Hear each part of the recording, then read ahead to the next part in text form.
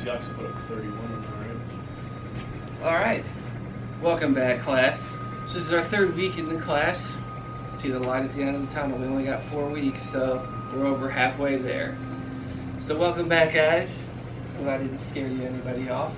So today, what we're going to talk about is what we build off of from last week. So we're going to talk about key diagnosis pieces in the assessments that we've done. We just did a diagnostic assessment last week. So we're going to go through that. We're going to pull out key pieces to help us get some sort of diagnosis for our clients. We're going to practice a case study, and then we're also going to review these a little bit to pull out key pieces with it. And then we're going to be able to diagnose and write up a report afterwards for your assignments. Do we have any questions before we get started? Excellent. So, I see you all brought your assessments from last week. Fantastic. It's the first time a class has actually done all that they're supposed to do. Props to you guys. So, we're going to use these today. If we need to get a few more questions from them, we can do it as we go along if needed. So we're going to review them, and then we're going to go through the diagnostic process a bit, talk about why it's important, some of the things that we have to look for while we're going through it, and try and get some sort of diagnosis to help out our clients. There we go. So, what is a diagnosis? You guys are on master's level, so I don't need to necessarily explain it too much, but a diagnosis, this is what we use to build our treatment plan off of. They have treatments available out there for a number of different diagnoses. Once we've got the proper diagnosis, we can build our treatment plan off of it. Why is it used? If I'm to go into a session and I have no diagnosis or no guidance as to what I'm doing, I could make things a lot worse with the clients. So we need to know what the heck we're even trying to treat while we're going in to treat it. And is it effective? When we did this last week, do you guys feel like these could be effective tools to help get to the root of the problem with a client? So there you go. That answers that question. I know it can be a little difficult sometimes to get through it, but it is found to be effective when it's done properly. So, last week we talked about some of the assessment pieces, the family history, the medical history, school and work, biological factors, and how it creates the entire picture of the client. Why is this important when it comes to diagnosis? Helps you better understand your client. Absolutely. You can find out different areas that need work or different areas of strength with your client. When you find that area of strength, you can build off of it to help build up some of the other weaker areas. So, a question that some people ask, why is it important to know the school and work background of your client? What are some ideas you have about that? Why is it important to know that? Well, they could have extremely stressful school or work, or they may work in a dangerous place. Exactly. The work environment and the school environment could be the main factor for them. And if we don't ever ask it, how are we going to determine that? Do you think maybe education in general might be helpful to know for a client? Why do you think education might be useful?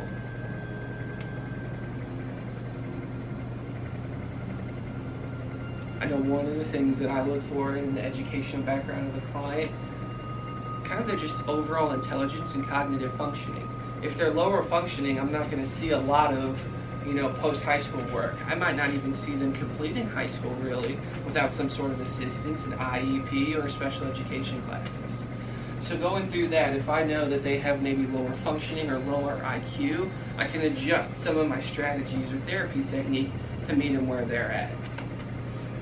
What about work? Do you think it'd be significant if you see a client that's unemployed? That could be a big factor that could help influence their behaviors or even their mental status. So these are things that we're going to be looking for whenever we're doing our diagnosis from our assessments. So these are the things that you need to rule out to determine if your client is even having a mental issue or if it's caused by something else. So what are some medical issues that you may come across that may cause behaviors in our clients? ADHD medication? Medication could definitely affect it. I'm thinking more of like Say if they have sleep apnea. They're going to have a hard time sleeping at night. So that can be treated easily with a CPAP machine. They'll get better sleep. Maybe the ailments that they had before can start to be resolved. So that's more of the medical side we're looking at. What about the environmental? Why do we want to look at environmental factors? What are some environmental factors that you may see with a client? Think about your environment around you. What are some things that influence you? If they're like in like dangerous neighborhoods. Absolutely. If they're in a low income area even, high crime rate, that'll make them act differently. What else? Not have both parents or any parents in the household. The family dynamic is a big one. Friends. Social life. Social life. These are all things that can impact the client.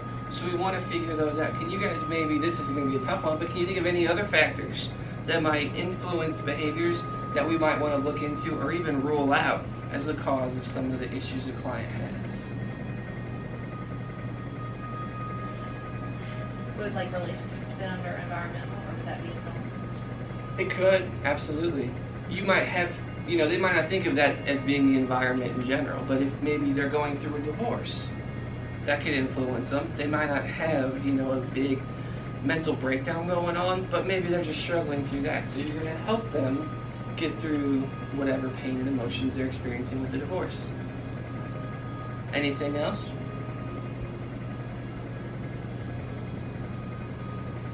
A big one that we try to look at with this, that a lot of people maybe don't think of aside from the medical, the biological, the environmental. We mentioned a little bit, kind of touches on the social and the work side, but we just want to look at, I guess, how they're interacting with others in general. That's not really, you could fit it under the environmental if you wanted to, but you want to look at their social life, you want to look at their family life, you want to look at their relationships, and sometimes you even want to look at their religion and spirituality. If they've completely, before if they were really religious and spiritual and they've turned their back on it, or even if they're going in a completely different direction that we know is dangerous for them.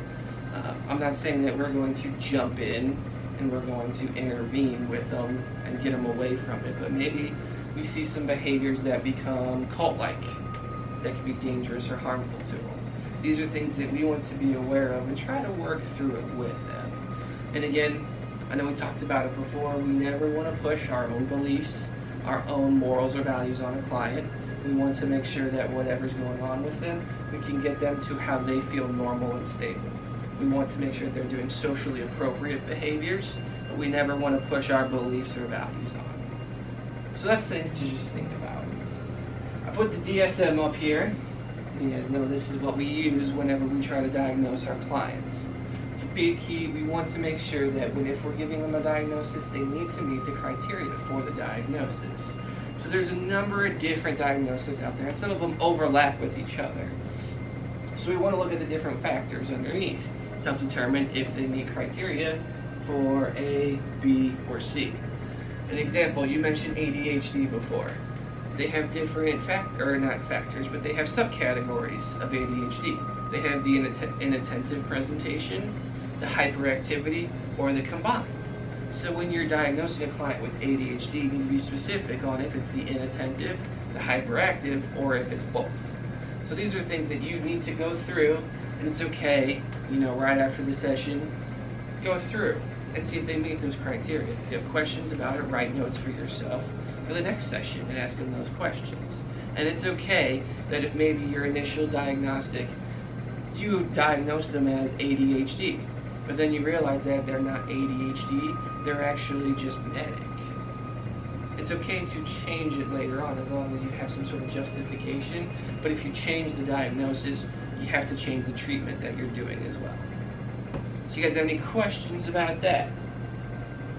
Excellent. So what I've got, I'll hand this out to you now because we're going to be doing a little case study. If you want to, you can review it in just a little bit because we're going to pull it up on the screen. But with this case study, I highlighted some key points in here that I want you guys to either underline, circle, or just make note of yourself when we get to them. So, I'll read it. You guys can follow along. James is a 45-year-old Caucasian male who is coming to your clinic seeking treatment for sleep issues and feeling stressed a lot during the day. He served 25 years in the Army and retired 2 years ago. His father served in the Army and his brother is still serving. During his time, he went to Afghanistan twice and Iraq once. He is separated from his wife, but he has 3 children aged 20, 17, and 14. He's been struggling to find consistent work after retiring from the military, but has recently been working full-time as a UPS delivery truck driver. He stated a lot of times at work he feels stressed with work deadlines. He recently was prescribed sleep medication by his doctor to help him sleep, but does not take it much because he feels like it gives him nightmares. He has no current physical ailments, but dementia and Alzheimer's runs in the family. So I want you guys to take a few minutes, underline, circle, whatever you want to do, kind of find some of the key pieces from this case study that would be helpful for us to get some sort of diagnosis or help us rule out maybe other sort of factors that could influence his behavior.